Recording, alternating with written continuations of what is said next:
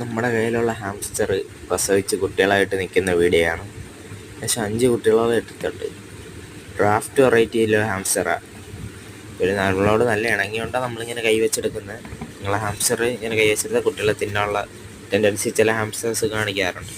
ഇത് നമ്മൾ കൊച്ചിലെ എടുത്ത് വളർത്തിയതുകൊണ്ടാണ് ഈ ഒരു പ്രോബ്ലം ഇല്ലാത്തത്.